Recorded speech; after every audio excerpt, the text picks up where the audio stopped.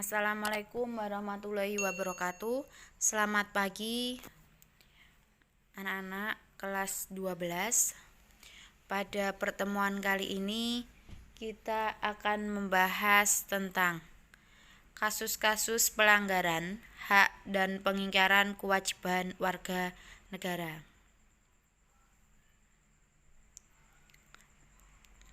Sebelumnya, terlebih dahulu saya akan membacakan tujuan pembelajaran. Yang pertama, menganalisis makna hak dan kewajiban warga negara. Kedua, menganalisis substansi hak dan kewajiban warga negara dalam Pancasila. Poin pertama yaitu makna hak dan kewajiban warga negara. Di sini kita ambil contoh sebuah timbangan. Jadi antara kewajiban dan hak itu beratnya harus seimbang. Sisi kanan dan sisi kiri besarnya harus sama. Jadi ketika kalian mengerjakan kewajiban kalian hanya 75%, maka hak yang kalian dapatkan juga 75%. Seperti itu. Selanjutnya, makna hak warga negara.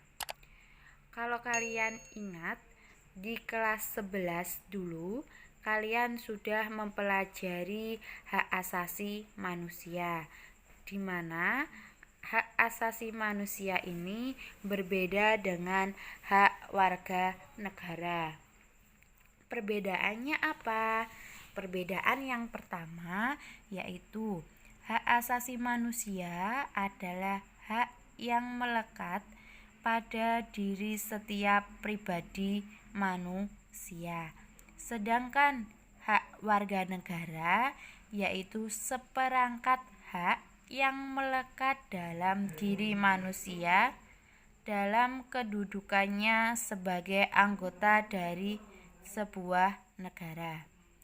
Perbedaan yang kedua yaitu hak asasi ini sifatnya universal, tidak terpengaruh oleh status kewarganegaraan seseorang. Kalau yang hak warga negara itu dibatasi oleh status kewarganegaraannya. Jadi dapat disimpulkan tidak semua hak warga negara adalah hak asasi manusia. Akan tetapi, semua hak asasi manusia juga merupakan hak warga negara. Contohnya, hak setiap warga negara untuk menduduki jabatan dalam pemerintahan di negara Indonesia adalah hanya hak warga negara Indonesia saja. Tidak berlaku bagi orang yang bukan warga negara Indonesia. Jadi ketika ada warga negara asing mau menjabat atau mau menduduki jabatan pemerintahan di negara kita, diperbolehkan atau tidak? Tidak diperbolehkan, seperti itu. Selanjutnya,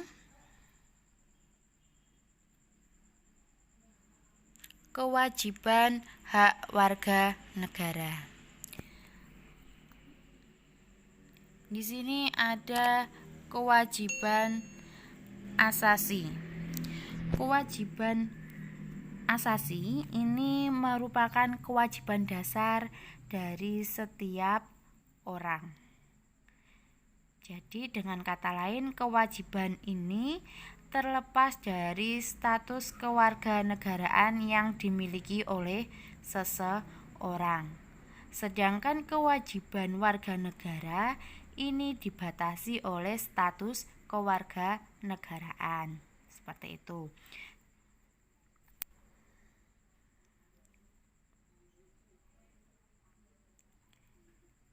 Selanjutnya, substansi hak dan kewajiban warga negara dalam Pancasila. Di sini ada 3 nilai. Yang pertama yaitu nilai dasar, yang kedua nilai instrumental, dan yang ketiga yaitu nilai praksis. Nilai dasar yaitu nilai yang berkaitan dengan sila-sila Pancasila. Itu. Di sini ada 5 sila. Contoh haknya yaitu yang pertama, menjamin hak warga negara untuk memeluk agama. Sila kedua, hak setiap warga negara pada kedudukan yang sama di mata hukum. Ketiga, hak mengembangkan budaya daerah. Keempat, menjamin partisipasi politik warga negara. Dan yang kelima, yaitu hak milik perorangan. Selanjutnya, nilai instrumental. Nilai instrumental ini nilai yang merupakan penjabaran dari nilai-nilai dasar yang terkandung dalam Pancasila. Di sini ada beberapa hak. Yang pertama, hak atas kewarganegaraan, kesamaan kedudukan, hak atas pekerjaan dan penghidupan yang layak, hak dan kewajiban bela negara, kemerdekaan berserikat dan berkumpul, kemerdekaan memeluk agama. Dan ada beberapa poin lagi, seperti halnya pertahanan dan keamanan negara, perekonomian nasional, hak mendapatkan pendidikan, kesejahteraan sosial, dan kebudayaan nasional Indonesia. Seperti itu. Selanjutnya, nilai ketiga yaitu nilai praksis. Nilai praksis itu merupakan perwujudan dari nilai-nilai instrumental atau merupakan realisasi dari ketentuan-ketentuan yang termuat dalam peraturan perundang-undangan yang terwujud dalam sikap dan tindakan sehari-hari. Jadi di sini contoh dari nilai praksis yaitu adalah sikap positif sesuai dengan sila-sila Pancasila. Contoh, sila pertama berarti sikap positifnya apa yang bisa ditunjukkan, yaitu saling menghormati kebebasan beribadah sesuai dengan agama dan kepercayaan.